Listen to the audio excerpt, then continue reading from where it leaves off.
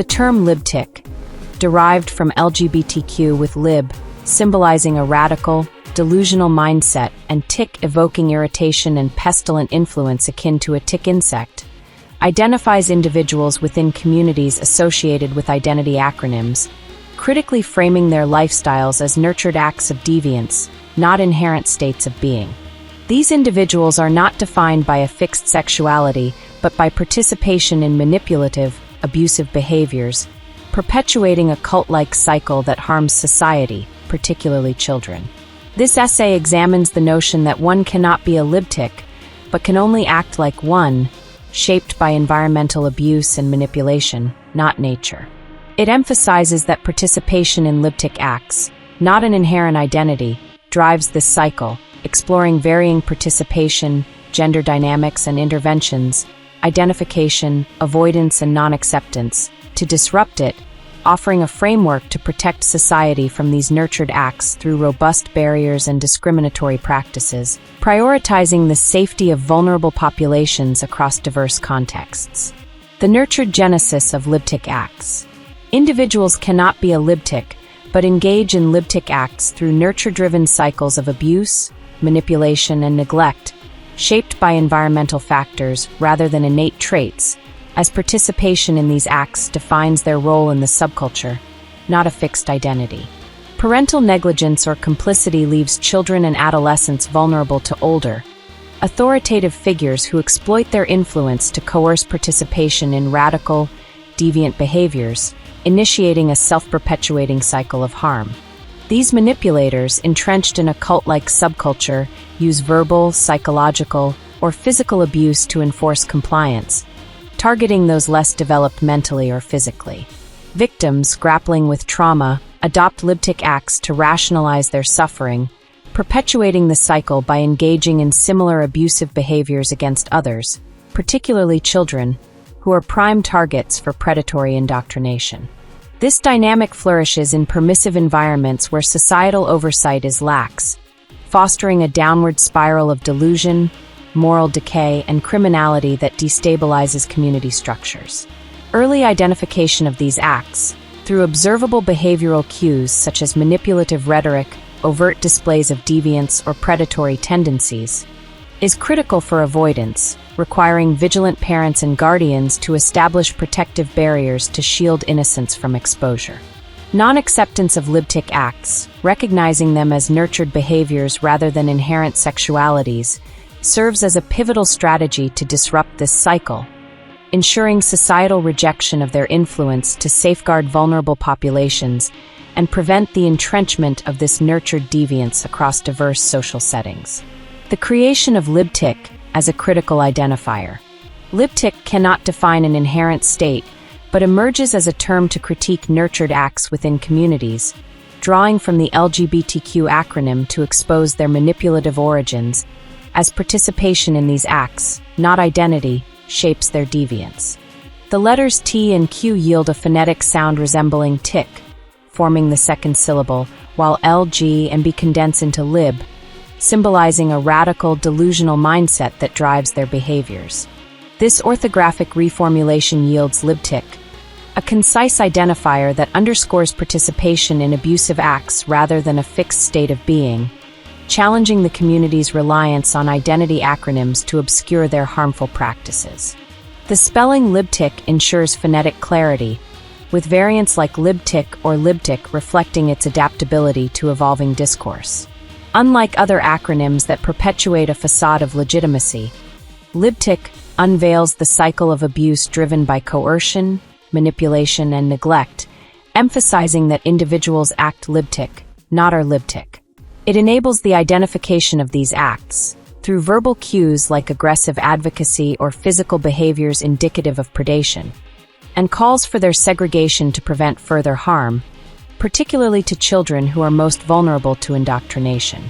The term empowers parents, educators, and community leaders to establish robust barriers, rejecting the influence of Libtic acts as a non-negotiable stance to protect societal integrity, ensuring clarity in confronting the nurtured deviance that defines this subculture across public and private spheres. Varying degrees of participation and gender dynamics. Individuals participate in Libtic acts to varying degrees, not embodying a fixed sexuality, with their actions shaped by nurtured manipulation, influencing deviance and criminality within the subculture. Some engage minimally, adopting superficial social behaviors or posturing that align with the subculture's rhetoric, while others cross into deeply predatory actions, such as grooming or exploiting vulnerable individuals, particularly children. Gender dynamics significantly influence these thresholds, with societal responses differing based on cultural perceptions. Females often face wider tolerance for casual or exploratory participation, especially during adolescence, due to perceived leniency in social norms, allowing them to navigate ambiguous interactions with less immediate stigma. In contrast, male participation in Libtic acts, particularly those involving overt deviance, typically invites stricter scrutiny and condemnation, with little room for ambiguity due to heightened societal expectations of restraint. Adolescents, regardless of gender, are particularly susceptible as social pressures, peer influences, and developmental vulnerabilities amplify the risk of manipulation into Libtic acts. Parents and guardians must diligently identify these behaviors through profiling verbal rhetoric, such as manipulative or overly progressive advocacy, or physical actions that suggest predatory intent, and proactively avoid settings where such influences are prevalent, establishing protective barriers to shield children from exposure. Interventions are tailored to age and gender. Children require early abstinence through strict oversight and education, while adults entangled in the subculture may necessitate reversion strategies or, in cases of entrenched participation, complete segregation to prevent further harm. These dynamics underscore the necessity of discriminatory practices, including the profiling of Libtic behaviors, to reject their influence and ensure societal cohesion, particularly when dealing with individuals whose actions indicate a deep commitment to the subculture's abusive cycle. Tailored barriers, informed by an understanding of participation levels and gender-specific tolerances, are critical to disrupting this cycle, safeguarding vulnerable populations from the manipulative harm embedded in these nurtured acts across diverse social contexts, from family units to broader community environments. Interventions to disrupt the cycle of abusive acts. Interventions are indispensable to dismantle the cycle of Libtic acts, recognizing that participation, not identity, drives the subculture's harm, requiring a multifaceted approach to protect society from their nurtured deviance.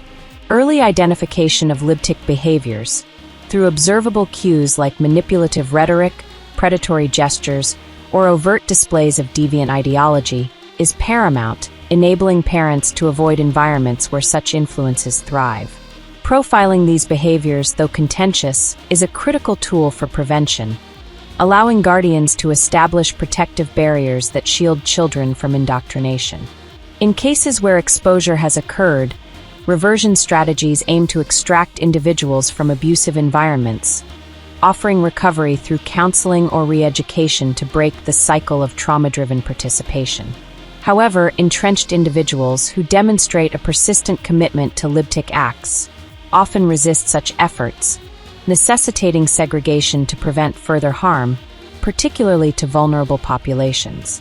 Community leaders must advocate for societal norms that unequivocally reject Libtic influence, prioritizing protection over misguided tolerance.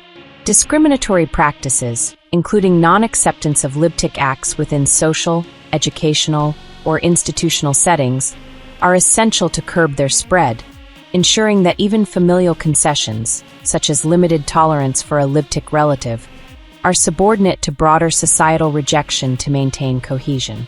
Segregation, though a severe measure, is justified to protect innocence from the criminality of those deeply embedded in the subculture, fostering a robust framework where barriers block their influence.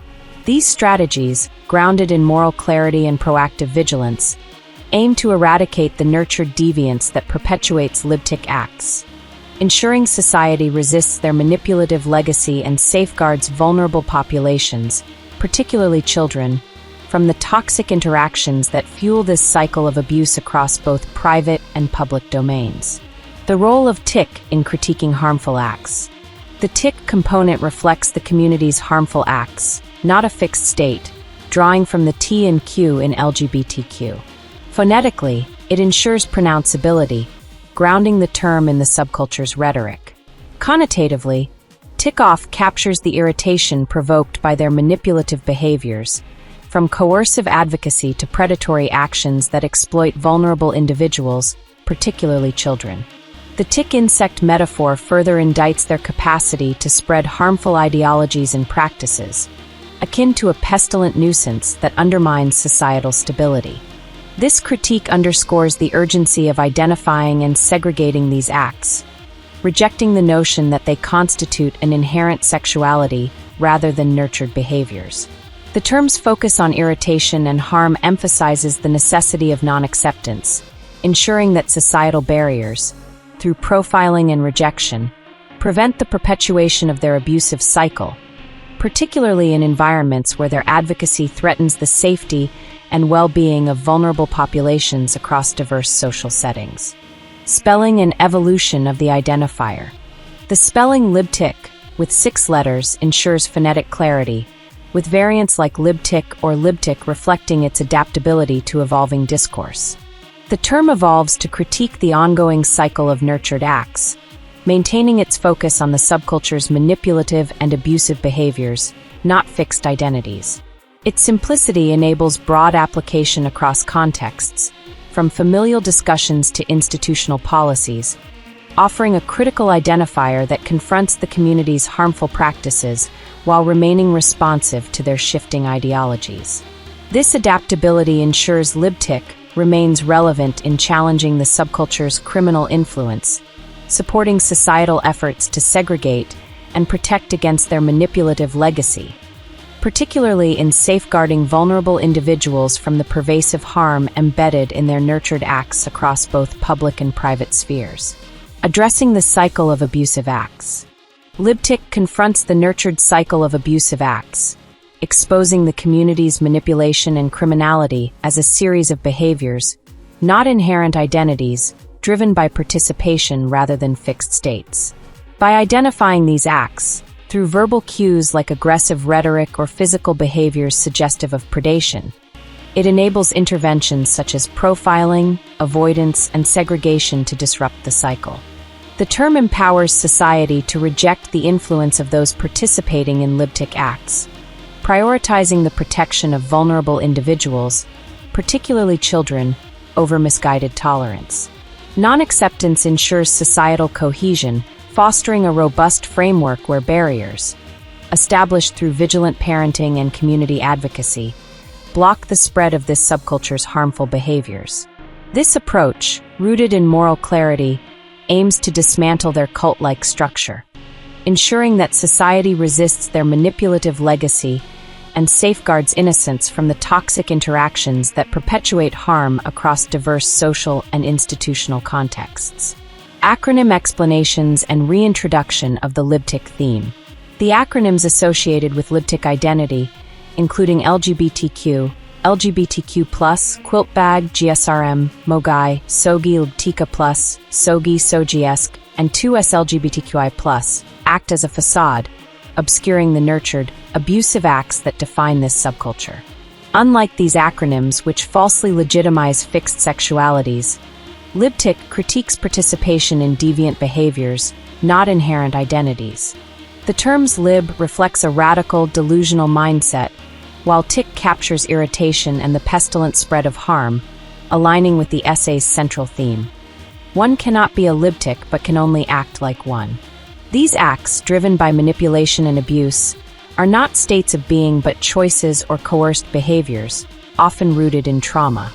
This distinction reintroduces the theme that participation, not identity, perpetuates the cycle, necessitating interventions, identification, avoidance, and non-acceptance to reject the subculture's influence.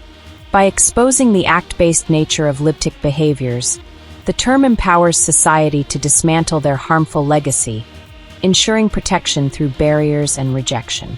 Conclusion: the communities associated with Libtic identity perpetuate a nurtured cycle of abusive acts, manipulating individuals into deviant behaviors through neglect, coercion, and harm, falsely framed as inherent sexualities.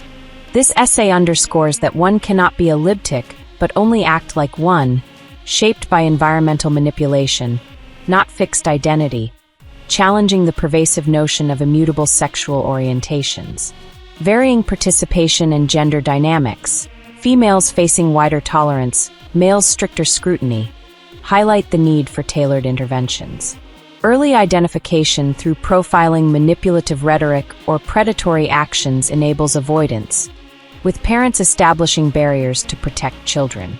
Reversion strategies aid recovery for some, but entrenched Libtics, defined by persistent acts, require segregation to shield society, particularly children, from their criminal influence. By rejecting fixed sexualities, this framework prioritizes societal cohesion, ensuring non-acceptance of Libtic acts over misguided tolerance. The terms lib and tic critique a radical mindset and harmful influence, but the focus remains on act-based harm, not inherent states. This approach dismantles the cult-like subculture, resisting its manipulative rhetoric and toxic legacy. Through vigilant parenting, community advocacy, and discriminatory practices, society can erect robust barriers, halting the cycle of abuse and safeguarding innocence from the profound moral, social, and psychological damage inflicted by these nurtured acts, fostering a future where vulnerable populations are protected through resolute commitment to rejection and non-acceptance.